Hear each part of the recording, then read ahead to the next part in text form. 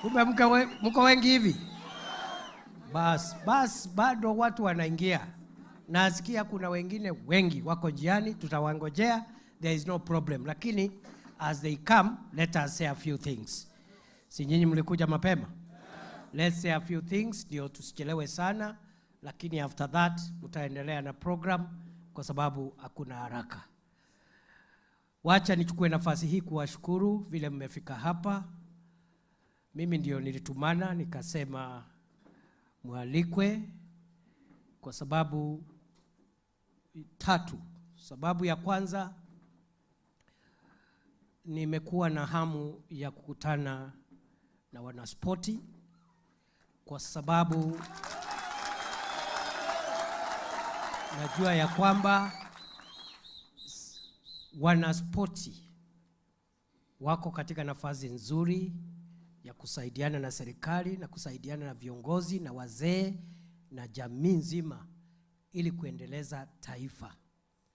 Na mimi nitakuwa nikiongea na nyinyi, wenzangu katika serikali tutakuwa tukiongea na nyinyi, sio tu wale ambao mnatoka sehemu hii ya nyumbani, lakini Kenya nzima.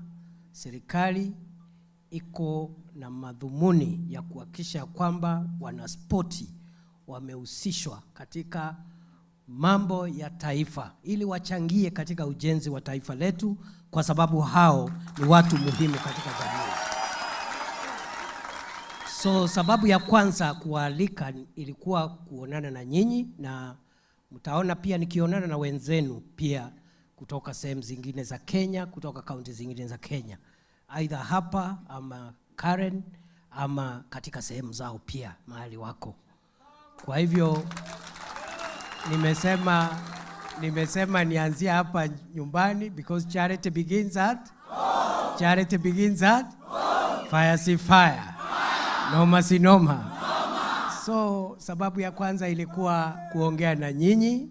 Ya pili ni kwa sababu nilitaka nichukue dakika kidogo pia niwaeleze vile serikali inafanya na yale inanuia kufanya kuboresha mambo ya wanaspoti katika nyanja zote za spoti.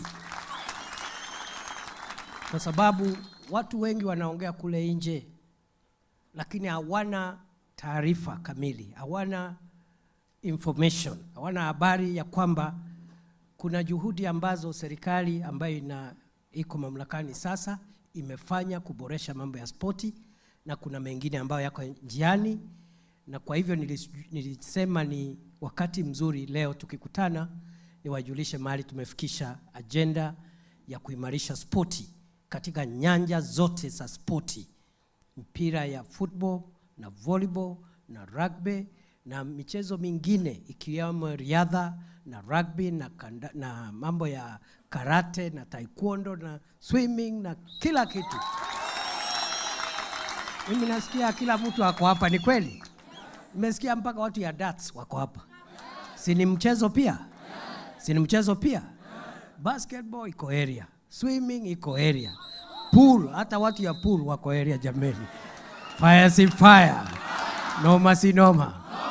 Kwa hivyo leo ni siku ya spoti. Sababu ya tatu na ya mwisho ambaye ilifanya niwaalike ilikuwa pia nyinyi majirani wangu, watu ambao umetoka area hii, mjue kwa deputy president nyumbani ni wapi. Kwa sababu hii mahali sasa kuna wakati tutaita hata watu kutoka sehemu za mbali wakuja watembea hapa, lakini kwanza kabla hawajafika, nyinyi watu ya nyumbani, nyinyi ndio mahost, lazima muwe mmejua ni wapi, ili wakipotea njia huko kwa sababu makona ni mingi, wakipiga simu mnawaambia wacha niwaonyeshe kwa deputy president, ni jirani yetu, tunajua kwake. Those were the 3 reasons why I invited you. First, to have a conversation with you because you are important players in national development. You matter in influencing public opinion, and also you matter in terms of giving your ideas on how you want our country to go forward. But also, I called you because I wanted also to update you on what the government is doing to improve sports and make sure that sports as a talent becomes much more than entertainment. It becomes much more than just enjoyment and relaxation. It becomes a business and a talent that can bring money to the pockets of the talented person, the sports person.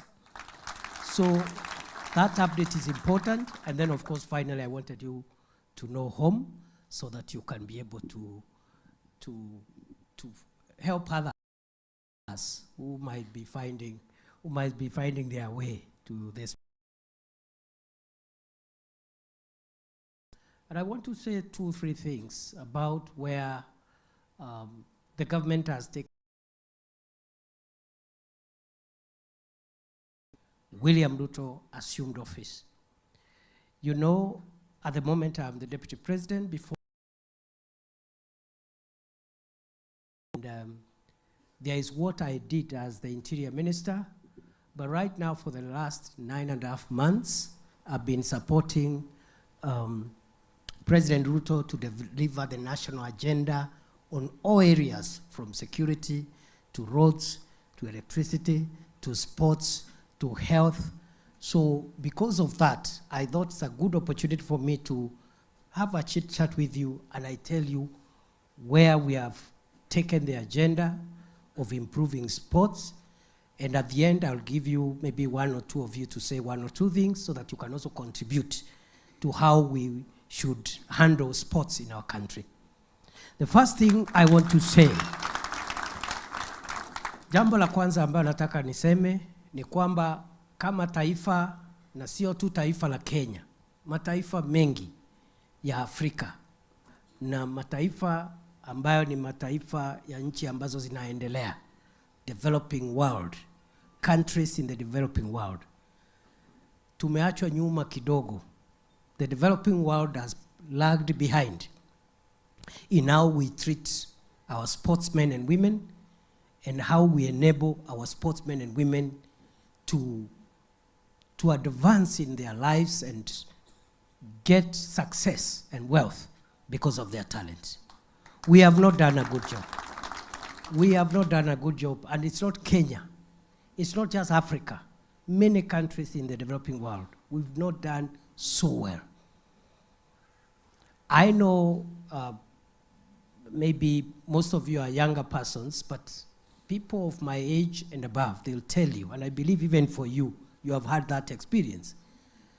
I know of, during my time when I was a student, a pupil, I know very many talented, extremely talented sports people, boys and girls, of great talent and great gifts, with great gifts in sports.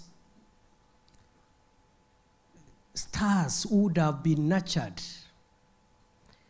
and the talent they possessed in athletics, in football, in high jump and pole vault and javelin, and all the sports was of international standards. But they were too young, and they didn't get an infrastructure that early to help them use that talent and conquer the world. Are very good runners. 100 meters, they would do the marathon race, short races, middle distance races. Some of them were good in pole vault, discus, javelin, you know, football. But because of lack of an infrastructure to support that talent, many of them, sadly, today, they have not done very well in life, and it's as if their talent did not really help them. And I think for a long time, Kenya, Africa, the developing world, we have concentrated too much on just one area, academics, isn't it? And we have condemned many people who would have been very successful, simply because they are not very good in academics, but they are excellent in sports and the talents that are in the creative industry. So we've not done very well, because the education system we inherited was an education system that said, if you are not very good in mathematics and history and chemistry and geography, then that's it. You can't succeed in life, which is wrong. In the first world countries, you know very well, athletes, sports people are the wealthiest, the most famous, and the most influential people in their countries. Is that true? Isn't it? It's the wealth that they make using their talent is much more than any professor of any discipline will ever make using their career. Isn't it? Those who play tennis, whether it's table tennis or whatever game, rugby, soccer, their earnings in a week, you know, is in billions of dollars. Isn't it? No salary in any job, whether no job can match some of the payments that top athletes and top sports people receive because of their talent. So we have not done so well. Instead of promoting academics on one side and sports and other talents on one side, we had a curriculum for over 60 years. And you know, it's painful to see some of these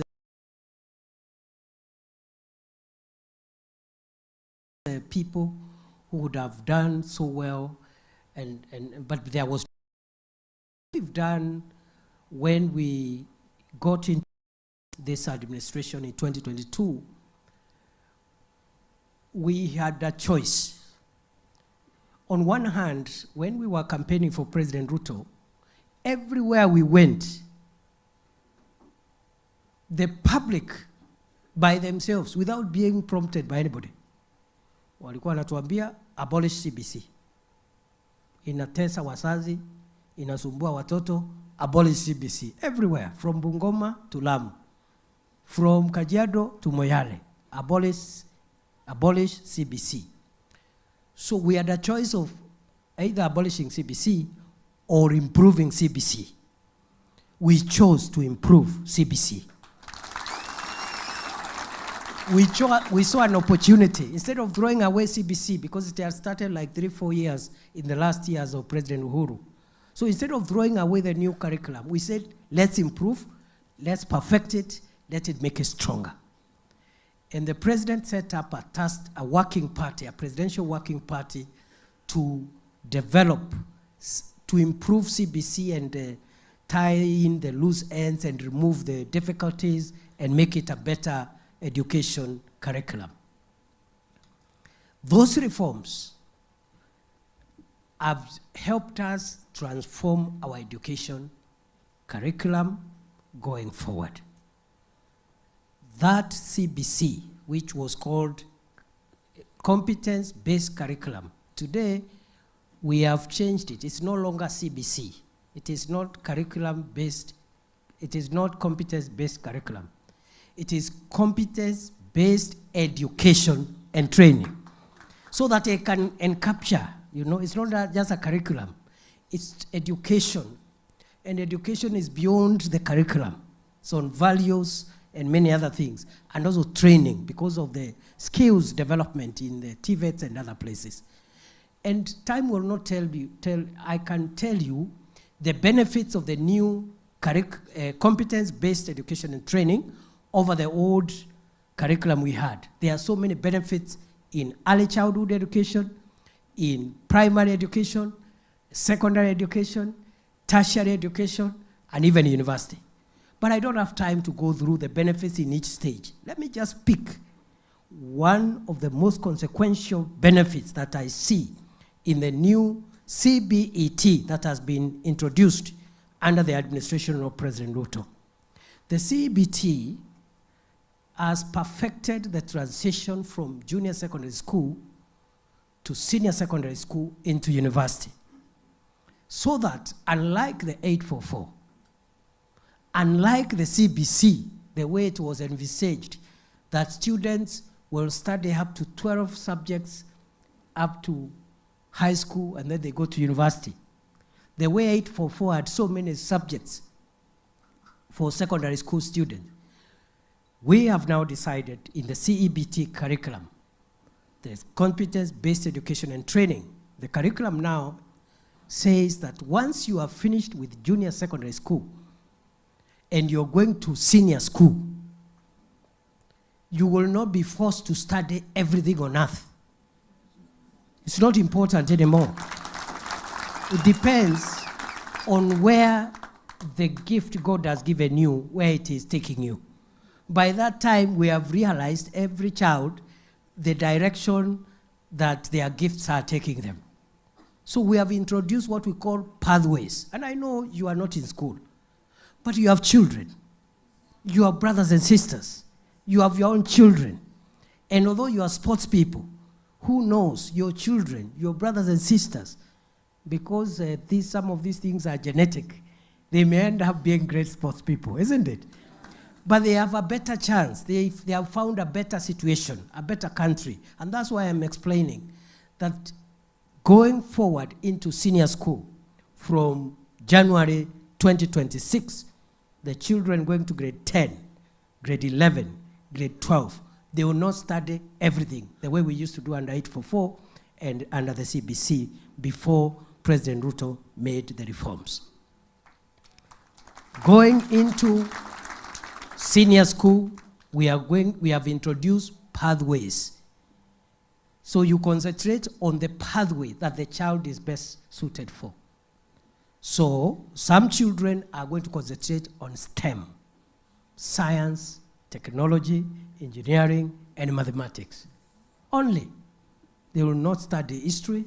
They will not study anything. They will not study CRE. They will not study, I don't know, craft. I don't know which other arts. They are not there. They just do STEM. They become engineers and doctors. Later on, after university, engineers and doctors, they help us with the scientific success and excellence for our country. The other pathway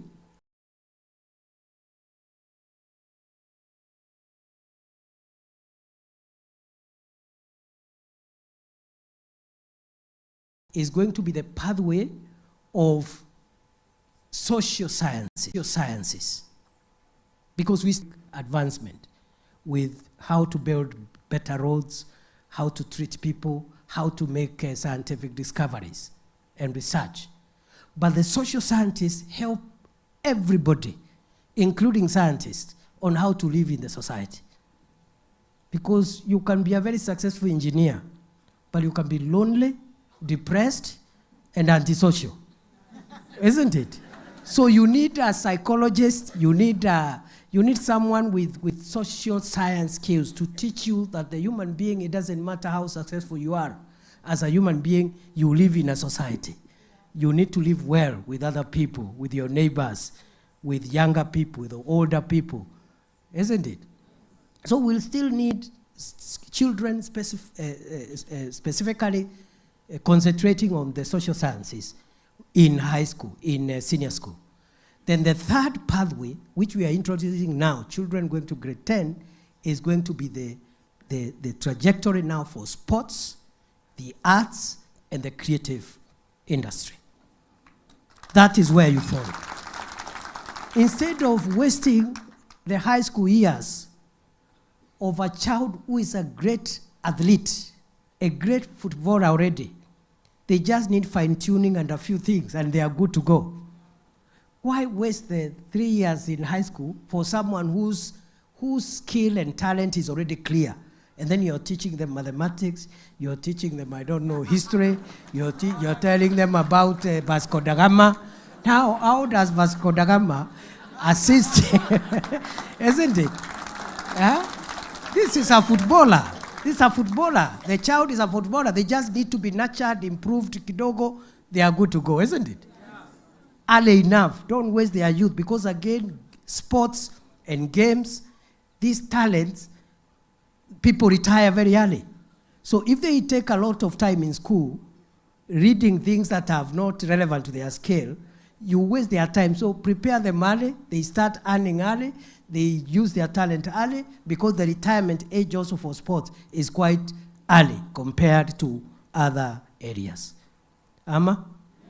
Those who are academics, if you study law or you study the other subject, you can be a professor, and in university, the professorship, people there, they retire at 74 years.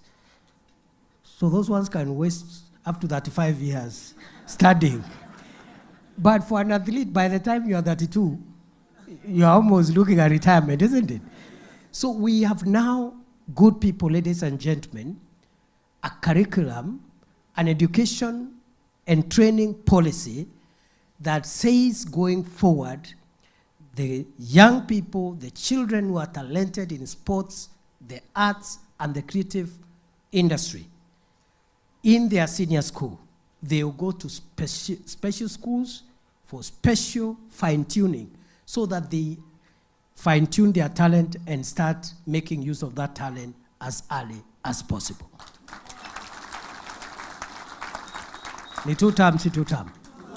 Ni 2 term, si 2 term. So when we are talking about 2 term, we are talking about transitioning the country from a country that emphasizes that everybody must study everything, to a country that says children are gifted differently. Let us differentiate and start early preparing young people to actualize their dreams and their talents, and to start earning from their skills early enough. And from next year, January, we are going to have 1/3 of all the schools in Kenya will be schools not teaching anything else other than sports, the arts, and the creative industry. So that is one of the interventions this government has done. If somebody asks you, what has this government done to promote sports? That one is helping the sports of tomorrow, because we must invest in tomorrow. But for the sports of the immediate, we have made another intervention. For the sports of the immediate now, excuse me, we have said for a long time our stadia, as we do not have good stadia for different games. We don't have good stadia. And you have seen what is happening around stadia in the last 2 years. You are sportsmen and women, you know. First of all, the last time Kenya held a serious soccer continental event was in 1987, the All Africa Games. True or false? That is the last time we had a serious continental level soccer tournament in Nairobi. And that is the time President Moi built Kasarani, the Kasarani Stadium, in 1987. In 1984, 3 years later, he had built the smaller Nyayo Stadium. Do you know, between 1987 and today, for 38 years, we've never built another good stadium. Yes, between 1987 and 2025, today. That is why, when we assumed office, President Ruto leading us, this government decided, first of all, we must modernize our major stadiums, revive those ones which are stalled outside Nairobi, and also build a brand new stadium. We made that decision the first month after the 2022 elections. And we encouraged our sports ministry immediately to start bidding for serious continental and international events to come to Kenya. But we told them, start bidding from 2 years from now, so that you give us time. We will have enough time to do good facilities. I am a proud Kenyan today, because Kasarani Stadium has actually been, it's like it has been rebuilt. We never brought it down yet, the skeleton, but it's like we built a brand new 48,000-seater stadium. There is no match of any nature. There is no club from anywhere in the world that cannot come and play at Kasarani today. And Kasarani is not just for soccer. It has basketball facilities, volleyball facilities. It has tennis and all the other games, which are indoor games especially. So, Kasarani is complete. It is a 45-seater stadium, almost rebuilt afresh under this government in the last 2 years. As we speak, it is being used. And even tomorrow, the quarterfinals of Chan will be held there. Isn't it? See, Chan is already here. See, Chan is already here. Among the many things that have motivated even our national team to do well, people are talking about the motivation that they have got from the president. But that stadium in itself is very energizing to any footballer. You feel that you are in a stadium that looks like anywhere else in the world.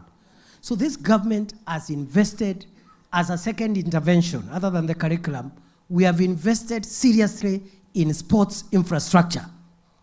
Kasarani is complete. As we speak, the 18,000-seater Nyayo Stadium is as if it's a brand new stadium. It has been rebuilt using billions of Kenya shillings to international standards.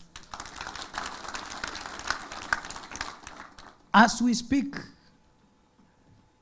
and I congratulate the former Minister for Sports, Ababu Namwamba, because he's the one President Ruto sent all over the world, to Europe, to everywhere, to lobby and start preparing the bid documents for Kenya to host both Chan and AFCON. And we got both. We got Chan 2024 and we got AFCON 2027. Fire, say fire. Fire, say fire. So when we are saying two terms as sports people, those are the things you'll be telling people who ask you why.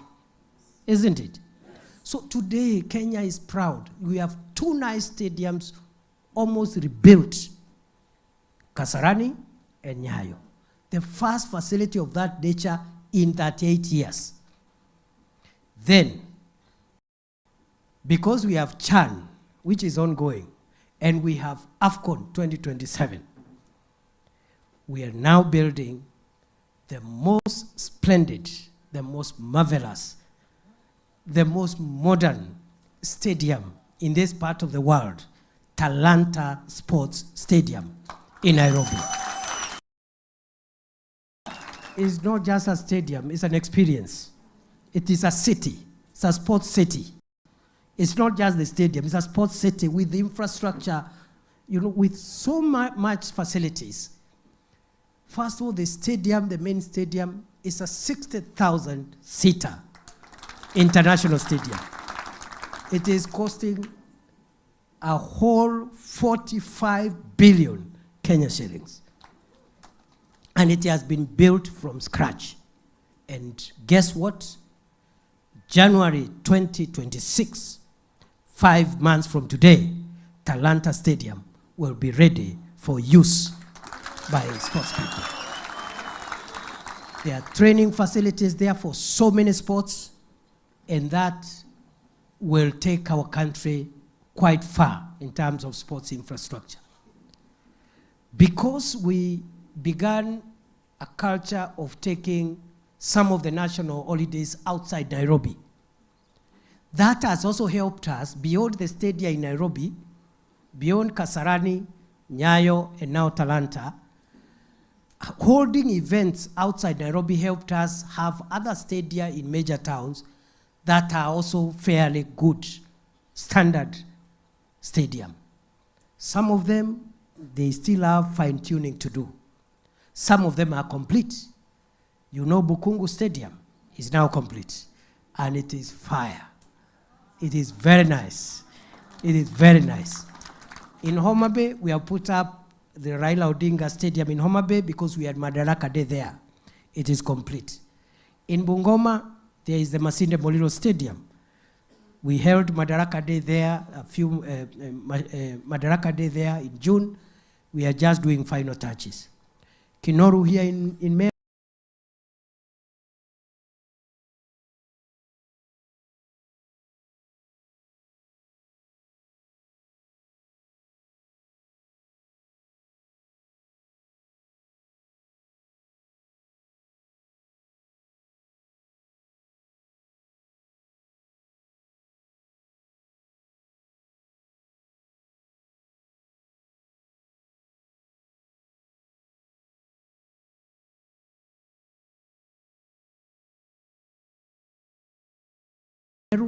We did the Tharaka Nithi county government for use, and we'll get more money to build another stadium at the county headquarters.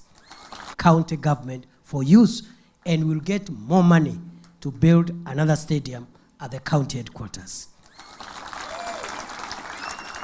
So we have invested with sports infrastructure more than any other administration.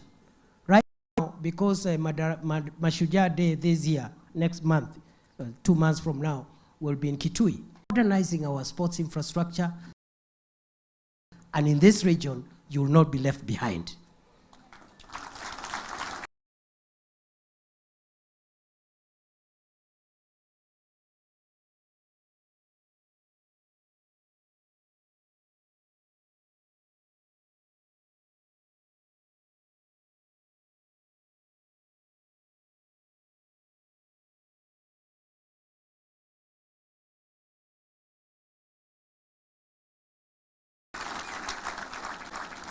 We have also come up with sports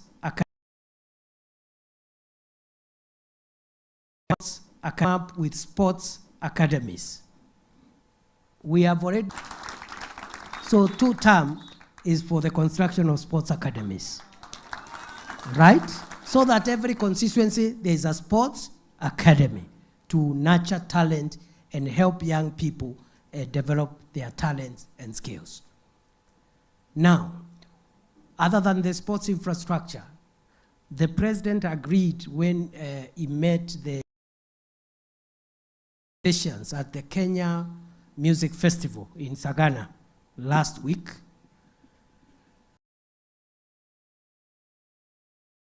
The Kenya Sports Academy, because the sports, arts, and creatives are all one pathway. Others are doing sports, others are doing artistic performance. What we are going to do is to reconstitute and expand the Kenya Sports Academy to create the Kenya Academy for sports, the arts, and the creatives. And get enough money to fund it and make sure that not just students now can utilize the Kenya Academy of Sports and the creatives to nurture their talent and to get good curriculum there, even for adults, short courses on perfecting your sports talent.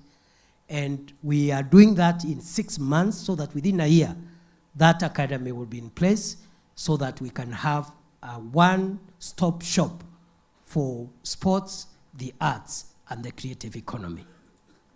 So we are making good progress, good people. We are focused, we've changed the curriculum, we are building stadia.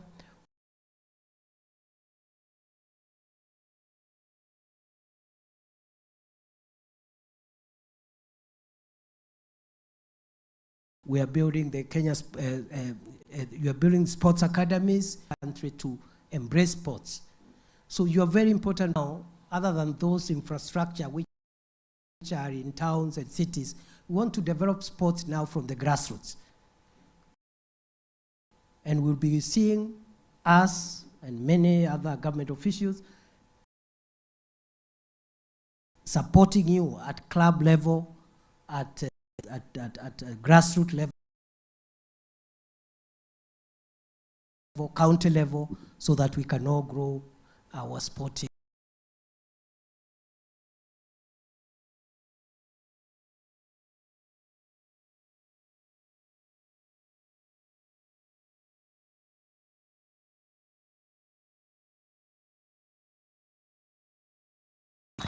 So we have a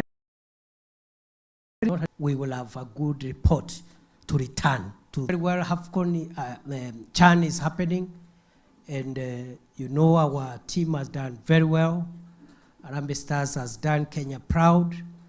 You know the president has been very supportive. He has been attending the matches himself. He has motivated the players beyond imagination. And we are praying for our team because now they are almost there, isn't it? Si Harambee Stars ni fire. Si Harambee Stars ni fire. Harambee Stars ni fire. Harambee Stars ni fire, si fire. Harambee Stars ni fire, si fire. Harambee Stars ni fire, si fire. Wacha nione wale wanasema Harambee Stars ni fire, ni fire, ni fire, ni fire. So because the president has been leading the nation in supporting our national team, and as you're aware, this week he has traveled to Japan, so I'll be representing him tomorrow. Yeah. So, because he is the one who has been leading us in cheering our team. Mimi alikuwa ananituma kazi zingine grassroots huko, but now he has traveled on official duty to Japan. So tomorrow, as Harambee Stars plays the quarterfinals, yours truly. Fire, see fire. Fire, see fire. Wangapi wanasema Harambee Stars, Harambee Stars, Harambee Stars, Harambee Stars. So, we are, mnataka twende? Twende. Na ningetaka twende na mbogi yangu, lakini, wacha nikwambie, you know, maybe I fear, so far so good. By the way, those games are very sensitive. We are very happy, except the small incidents where some people wanted to get access through the fence, which really, you know, it looked very untidy. You know, sports is a very organized space. Siko na sheria yake. So we almost embarrassed ourselves. Lakini sasa with the places, the fun zones, there is less pressure, and I hope we will not have incidents like those. I was also fearing, and I am grateful to Kenyans. Up to now, we have not misused that wonderful tournament we are having to bring in our political differences when we have guests. So let's watch from wherever, because I fear, mukifika hapo mtaanza kusema two term. Unajua hii two term ni yetu wa Kenya. Sio ya wageni, ni yetu hapa. Ama namna gani?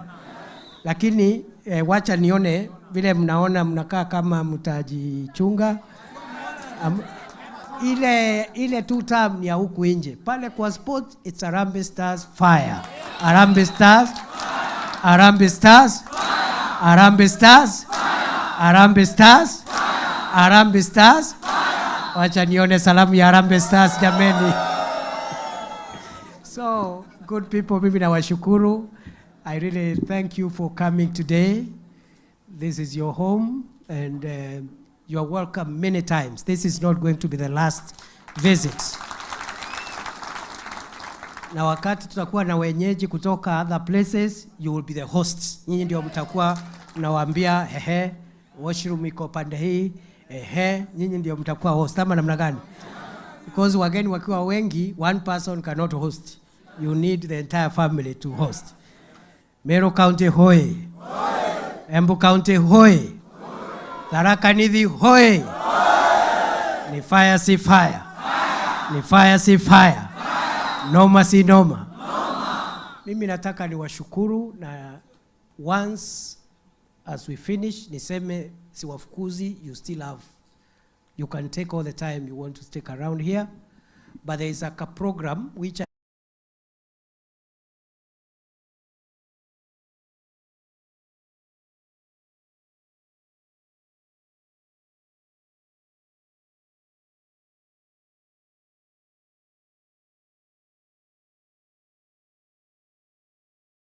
sports people from Meru, Tharaka, Nithi, Embu.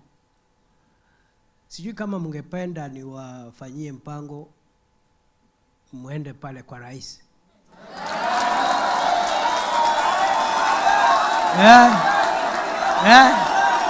Ufanye plan. Nifanye plan.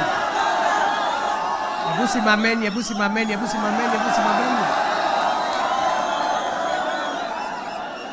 Nikisema harambee mnasema tutamarambe. Harambee. Mimi nimewauliza hivi. Mungetaka sasa huyu jirani wenu Deputy Rais awafanyie plan mwende kwa rais? Kama wana michezo. Wangapi wananituma kwa rais jameni? So hiyo salamu. Rais akifika Saturday mimi napeleka ripoti kwake. Na msiniangushe jameni. Mkiitwa mtatokelezea. So wakati napeleka hii salamu yetu tam. Mwambie tuta.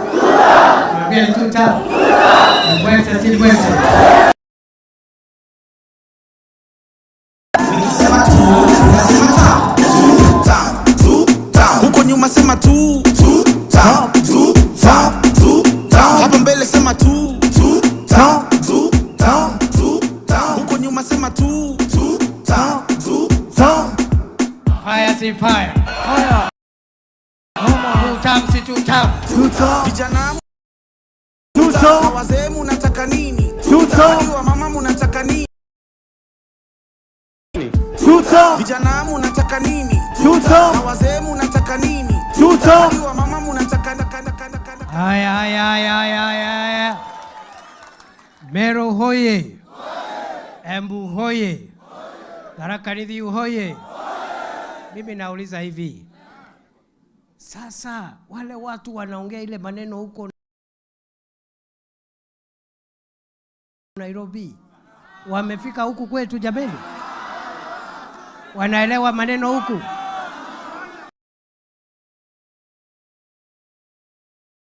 Yetu. Usikubali vijana watumiwe vibaya na mtumie nguvu yenu kwa sababu nyinyi ni wasawishi. You are influencers. Use your talent to promote positive values in our society.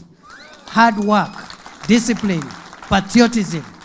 Use your talent to fight vices in our society, to fight violence, the abuse of alcohol, the abuse of drugs, so that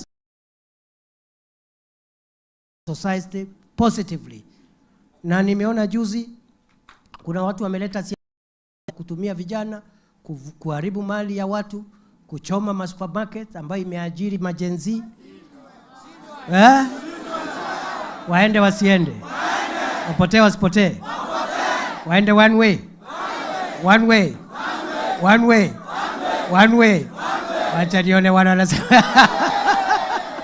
Alafu mambo ni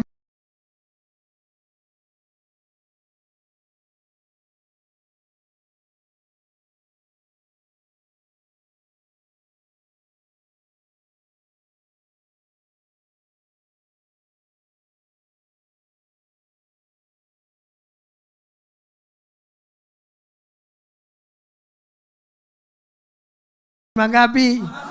Mambo ni mangapi? To support you, even if, for example, you want to set up not just a tournament, games for all games, not just soccer.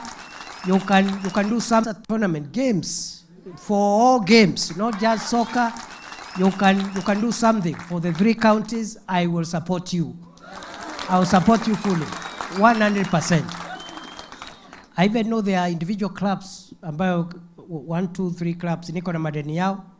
Taanza kulipa from next week ile madeni niko nayo. Kwa sababu najua niko na madeni. But I want to do for the entire region, and you need to organize and your leaders to present a proposal. We will look for resources to support a games tournament for all games in this region, county by county, and you can have 1 cup per every game. You can have a cup which can be competed for. Na wakati mko na hizo games mnanialika, mimi nakuja, but I will support you even with the resources. ya mwisho ni empowerment. Na mnisikize vizuri. It is easier to benefit as sportsmen and women through your clubs than for you to benefit individually. If you work through clubs and registered groups and associations, you can pool a lot of resources from well-wishers than if you were individual.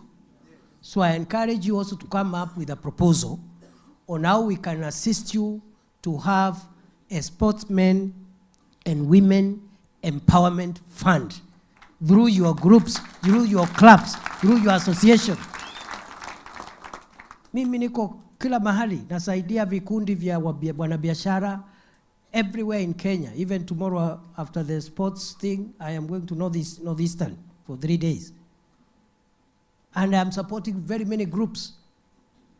What is wrong if I also support the sports people from this area? Iko makosa? Iko makosa?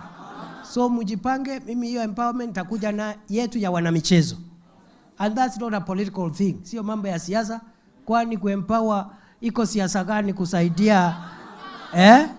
Iko makosa? So nime mention 2 things. Wale leaders wako hapa wa various federations na associations ya various sports. The empowerment of sportsmen and women in this region. I want a proposal and proposals from you on how we can work together for that empowerment. And also, we need a tournament for this region for all games, soccer, volleyball, netball, and tennis, and everything. We will find resources to make sure we have a huge organized games for this region, and we can even extend it to other regions with a bigger competition. So that's why I called you today. Sikuwa na maneno mingi, and I wish you all the best. What I want us to do now, we'll get 2 people, 3 people, a short vote of thanks. After that,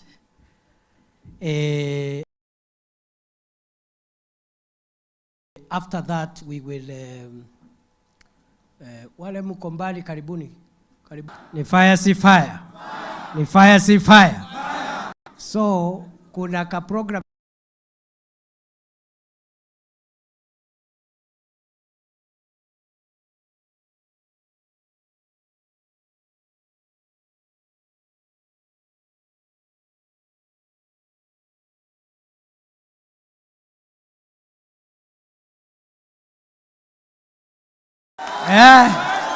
ni mbwekse.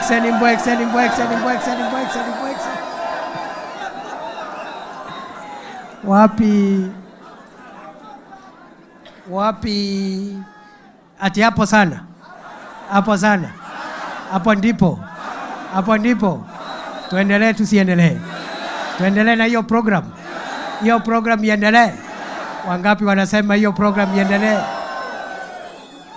Na mmeamua tuko safarini pamoja. Ni 2 term. Ni 2 term. Ni 2 term. Ni 2 term. Ni 2 term. Ni 2 term. Ni 2 term. Wacha nione 2 term. Mumesema ni mbwekse. Ni mbwekse si mbwekse. Ni mbwekse si mbwekse. Wacha nione mbwekse. Sema kitu. Fire si fire. Noma si noma. Amero boleku. Ugeni twe kwa momero ugeni ndakaye twe kemero ugeni totana twe na motongeli andupite president kagita kaka ugeni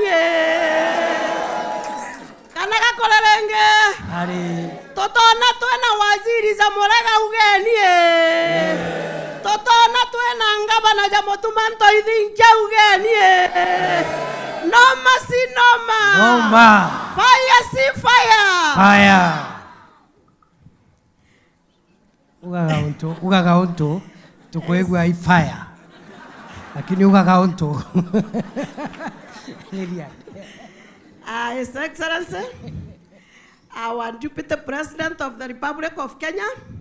Itokuigua tukenete na arua ni ngari yake Meru nontonde mu Meru. Torigua tukenete twi kwa mu Meru ari Deputy President.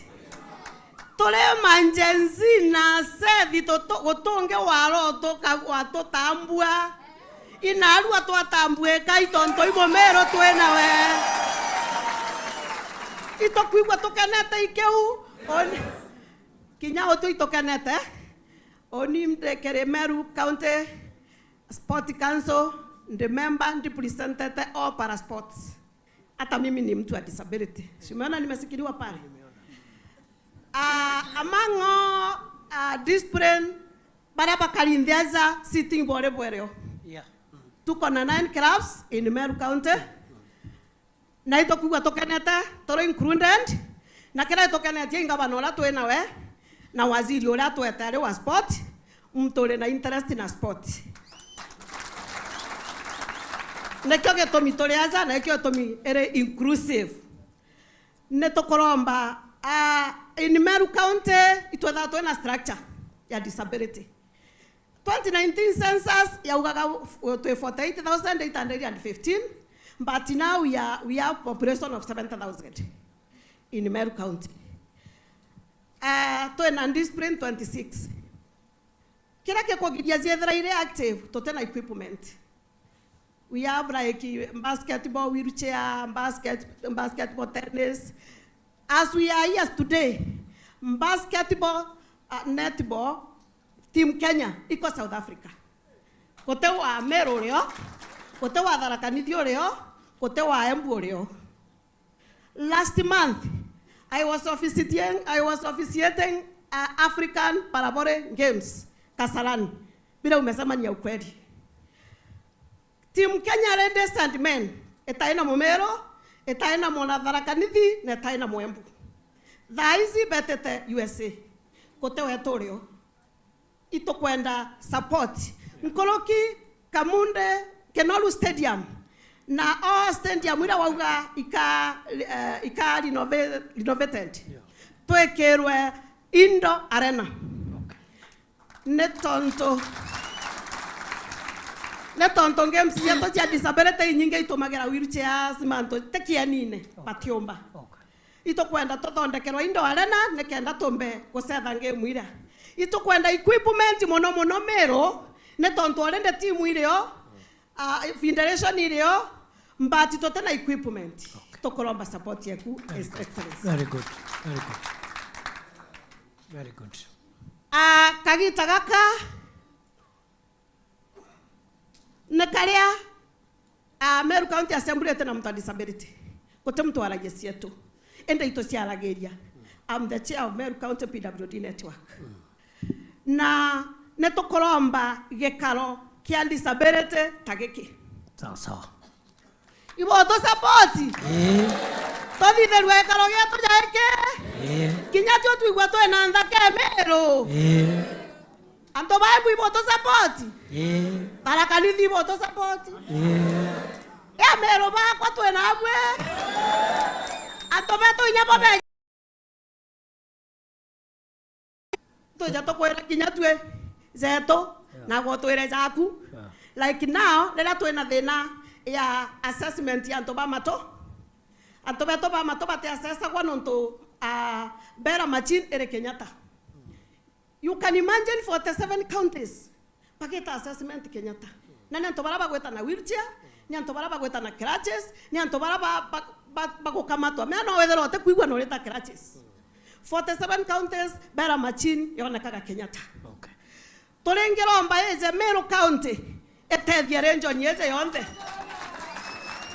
Na kinya isiolo tokongera ono ntokinya baba gatika gweta na Nairobi. Very good. Kwa unkoloki mono, ogato appointment, tokaria mono, ntiaria mono, chaundauga, ija mainge. Thank you Lilian. God bless you. Thank you. Wewe Elias, ile hospitali ya level 6 ya Meru, make sure tuko na tawafuatilia tuwekewe hiyo equipment ya assessment. Then also number 2, check with Kinoru Stadium what it would cost to add indoor arena. Is it there? If it is not there, let me know what it will cost. Na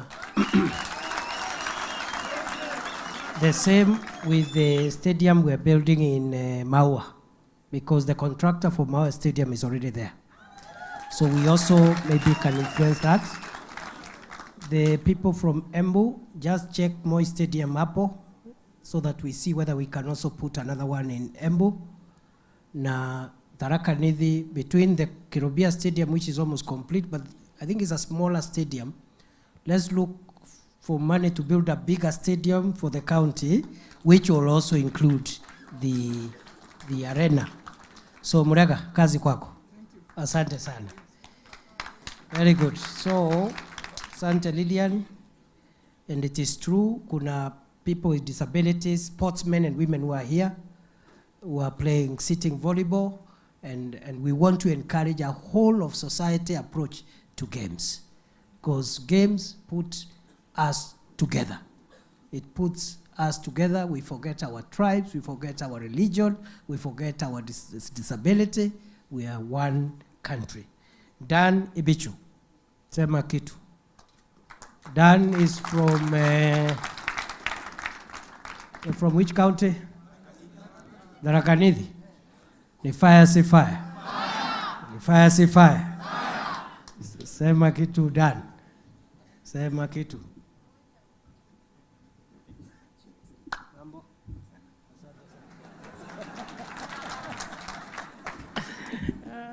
Your Excellency, the Deputy President. Mezoea Deputy Governor ndio mnakuwa naye every day. Ni sawa. No problem. All dignitaries present, the sportsmen and sportswomen present. Good evening. Good evening. Fire si fire. Fire. Noma si noma. Noma. Hata kwa suru naangalia kweli ni noma. Thank you. I'm very happy today to be here to represent the sports family, especially the soccer family that has made everyone in the world, not just in Kenya, to be very happy. Sometimes when you are seated comfortably, you find yourself standing by force for free. Ipigieni makofi kwa watu wa soccer. And I want to believe that it is the best game, not in Kenya, not in Tharaka, not in Meru, not in Eastern Mount Kenya, but in the world. Bwana asifiwe. Thank you so much, Your Excellency, the Deputy President. I'm here proudly to say that you are one of the best Deputy Presidents, not in Kenya, in the world. Na sisi tukiwa kama kitengo cha sporti, tunakwambia kwamba Waswahili husema mzaliwa nawe hafi na mla nawe hafi nawe, hila nani? Mzaliwa nawe. Tumezaliwa nawe, tutakufa nawe katika bonde la ufa, mashariki, magharibi, kaskazini, kusini na hata katikati. Very good. Thank you very much. Thank you. Atakayesalia pasi kuwa nyuma yako ni yule hajazaliwa, na akizaliwa atakufuata kuona kwamba umefika mahali unastahili kufika. Yo kijana ni fire, eh? Ni fire si fire. Ni fire si fire. Well done, Ibichu. Done. Amuna stadium mzuri. Kweli. Hata hiyo Kirubia is so small. Yeah, we just have to we just need to do some serious stadium.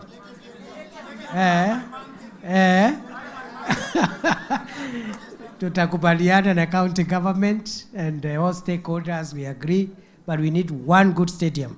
So pale Ebu, ile Moi Stadium now is good, Kinoru is good, so we need a good stadium in Tharaka Nithi. Fire si fire. Fire. Thank you very much. Ama bado? I need to say one thing before I leave this sema stadium. kitu. Okay, on behalf of the football family, we really appreciate, because a count like Tharaka Nithi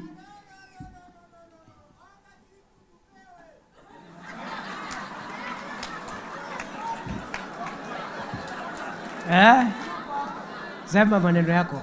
Nimeambiwa kwamba na nimefunzwa kwamba kabla uombe shukuru kwa kile umepata kwanza, au sio? Na ndio maana nasema kwanza tunashukuru kwa kuwa katika gatuzi hizi 3 hakuna ambao haujasikia mgurumo na mguso wa naibu wa rais wa taifa hili la Kenya. Kweli ama si kweli? Kweli. Virikei pale wamempata, Alazizia wamempata, Tharaka Nithi County wamempata, au sio? Kweli. Nilikuwa naomba ombi moja tu. We want to have structures that these talents, for example, one they graduate, some become legends. They cannot go to run to the field. What structures the government asks for them, that the value that they have does not expire with their age. They still become important and productive to the younger generations. Very good. Thank you. Number 2, the developing talents. Do you have the avenues for them to develop that talent? Do you have the capacity for the people that have grown to help them? May you help us to train our people, to empower our people, so that we can be in AFCON. I want to promise you, if you work with us very well, you support us, tutakuwa na Mwenda, Mudhuri na Mutuma pale katika Harambee Stars. Very good. Thank you very Na much. kwa kumalizia na kuambia kwamba as will be sitting cheering, leading the cheering team for Harambee Stars. Tuko na neki member pale Bwana Njagi ambaye ako kwa National Executive Council ya FKF. Mimi hapa pamoja na machiamani wengine tuko kwa Congress, tutakuwa kando yako tukishangilia pamoja na wewe. Thank you very and much. we believe we are going to win. God bless. Na I very grateful, Mungu akulinde, Thank akuneemeshe, you. Thank you. ukanawiri na kushamiri katika maisha, uwe nyota ya ulimwengu. Fire. Alhamdulillah. Thank you so much. Fire si fire. Ellen Jerry, thank you. Thank you so much. Ellen, wapi makofi ya Ellen? She's from Embu County. Ni fire si fire. Ni fire si fire. Sema kitu Jerry. Si huyu ni wa volleyball? There are about 11 disciplines. Dakika moja basi ndio tusiwe usiku sana. Thank you very much. Thank you so much. Habari yenu? Nzuri. Hata yangu niko salama. Thank you so much for having us here, especially people from this region. Hii region for the longest time imekuwa despised in terms of soccer, even in other disciplines kama venye anasema volleyball. But allow me for now nikuwe kidogo biased to my sport. We have really done well as a region. Sai tuko na ladies teams zenye ziko juu kidogo. But kuongea tu kweli, the systems really does not favor the girl child. Kabisa. Yes. Wanakuambia hata wewe 2 term. Thank you 2 term. Yeah. Mimi ni noma. Noma, ni fire. Ni fire wewe. Okay. Yeah. So mimi hata sitataka vitu nyingi. There is something you mentioned while I was coming and I was so happy about it. Easy teams zenye ziko kwa ligi. We have a league, yeah? Kwa 3 regions, hata hatutaki pesa mingi DP. 2 million ni mingi kweli per county. Si nyingi sana. Si nyingi. Nyingi lakini sio nyingi sana. Yes, inaombea wasichana wa Meru, Tharaka Nithi na Embu. Asante. Haya. Yes. So what will happen, it's not like we'll come back again to ask you for more, but we'll giving it as a revolving fund. Okay. Hiyo ndio the biggest issue. The second thing, do you have a federation or something? Yes, I'm actually channel them through the federation, through your officials, so that we consider it as we consider the other requests. Lakini hivi venye tumekuona leo, si at least unataka sahi? Hapana. Wewe ni fire yenyewe. Sawa, mtu ya volleyball kuja utumalizie. Thank you so much. Thank you very much. God bless you. Ya mtu ya volleyball dakika moja, alafu kuja Okay, thank you so much. Team hoye. Hoye. Teams hoye. Hoye. Ni noma si noma. Noma. Ni noma si noma. Noma. Kwanza kabisa niseme ni asanti kwa Waziri Areas kwa sababu sisi wale ambao tumetoka Meru County tumekuja courtesy through areas. Tumpigie makofi tafadhali. Yale mambo tuko nayo, unajua at times utapata tournament inachezwa, kikombe inatajwa pale sijui ni ya milioni 2, lakini mkipatiwa hiyo kikombe haina the same value wakati mtacheza tena. So tunaomba hivi ndio teams ziweze kubenefit. Kama tournament ni ya 2 million, hiyo kikombe si ikuwe ya 2 million kikaa kuchukuliwa kwenu mnacho na hiyo pesa. Si ndio? Kwa sababu at most utapata wachezaji, unajua ni sisi tunaumia, si ni kweli? Yes. Kama tournament hiyo iko world, hiyo kikombe hiyo pesa si kikaa kurejeshwa inakuja kama zile za majuu. Another thing, DP, tuseme ya kwamba the good thing with teams, ukisikia team ni commitment ya kufanya kazi kwa pamoja, na uwezi shinda ukiwa peke yako, lazima ikuwe teamwork, si ndio? Correct. So tunasema hivi, in terms ya wale ambao tuko nao viongozi wetu, kwanza kabisa tuseme ni asanti kwa areas, kwa sababu ako na huo utaratibu, anaelewa kwa sababu alikuwa prayer. Tunaomba hivi upande wa volleyball teams, areas waziri, areas, upande wa volleyball, kama Meru County, hakuna mahali tunaweza sema tuko na uwanja ya volleyball. Ni kweli ama si kweli? So, mkitupanga pia sisi, mimi nilikuwa footballer, but nikaona ile miaka nimefika kina Eri bado hawajafaidika na mpira, lakini sasa si afadhali tu nicheze hivyo hivyo kidogo. Sasa hizi Meru County tunafurahia, tuko na Kupe ako kule, si ndio? Kupe ako kule Kasarani anakula hiyo kamshahara. So tunaomba tafadhali ikiwezekana ukitupanga hivi, kwa sababu tunajua ofisi yako ni kubwa na ulisema ya kwamba crown ni muhimu wakati iko kwa kichwa. Si ni kweli? Kama crown ni muhimu ikiwa kwa kichwa. So tunaomba teams zikipangwa, at times ni vizuri kutuita sisi wote hivi, but ukiweza kutugawanya na departments itakuwa bora zaidi, kwa sababu tutaweza kujitetea. Niseme ni asante sana na purchase. Unajua wewe ni youth, tumekuwa na wewe pale kwa music na nini. Tukumbuke bro, ukifika pale tutaweza kusumbua mkubwa sana, tukumbuke tuweza kushirikiana. Thank you so much. Asante sana. Kuja ufunge. Tufungie sasa Murega. Wapi makofi ya Murega? Mheshimiwa Naibu Rais, yangu itakuwa machache sana. Ya kwanza, thank you very much. Since nilizaliwa sijaiona any deputy president akiitana kukuja pamoja na sport family. So we don't take it for granted. Tunasema asanti sana.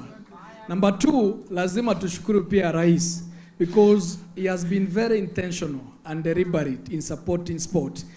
Kutoka pia nione Harambee Stars ikicheza, there is no single time wamejitokeza vile number 1 ambaye ni President William Samoei Ruto amejitokeza kusupport football. So Harambee oye. Oye. So mwambie kwa niaba ya wale wote wako hapa tumeshukuru sana. Ingine ni asante kwa sababu ya Meru Stadium, umesema on behalf of Meru County we are happy.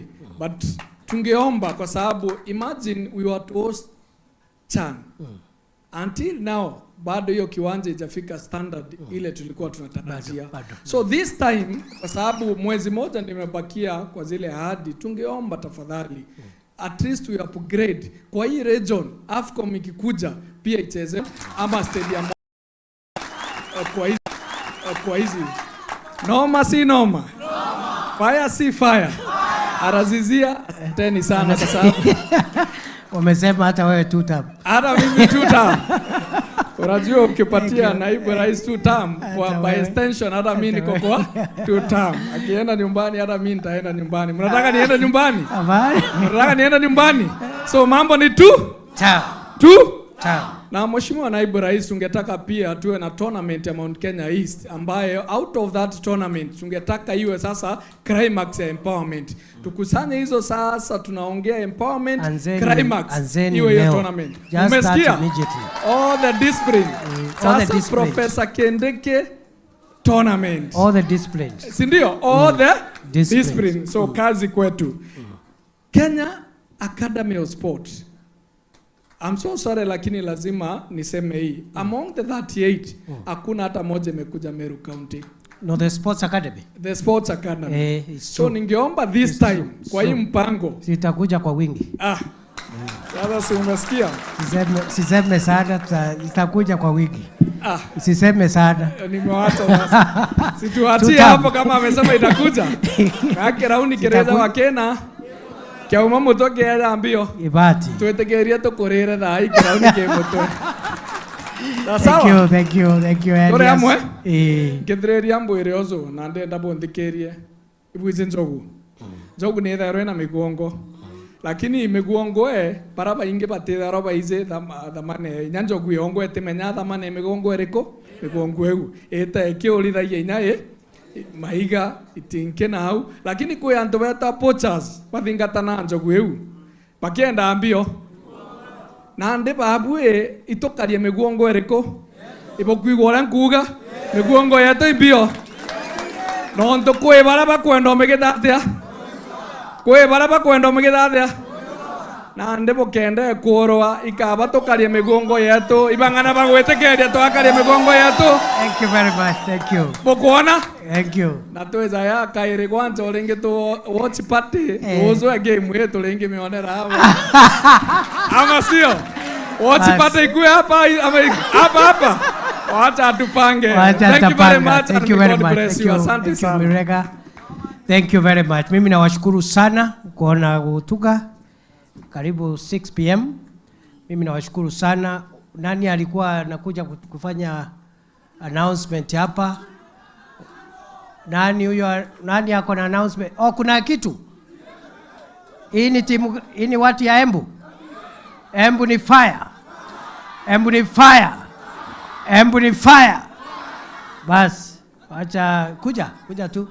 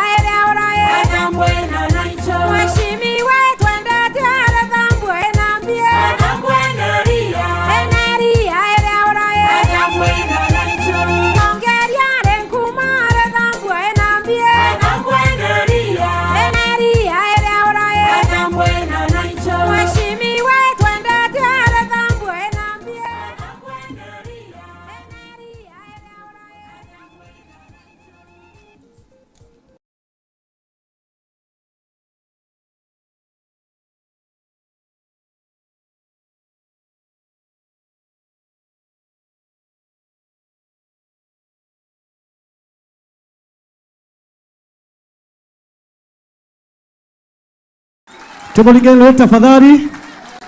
Aya, nataka tuwave 2 term akienda, si ndio? Tumwevie 2 term. 2 term. 2 term. 2 term. Tumwevie 2 term akienda. Tumwevie 2 term akienda. 2 term. Mmesikia hiyo maneno bado hajafika huko kwenu. 2 term. Tumwevie. Mungu abariki, si ndio? Mwevie. Wave 2 term. Wave 2 term. Wave 2 term. Unasema tam. Tam. Tam. Huko nyuma sema tu. Tam. Tam. Tu. Tam. Tu. Hapa mbele sema tu.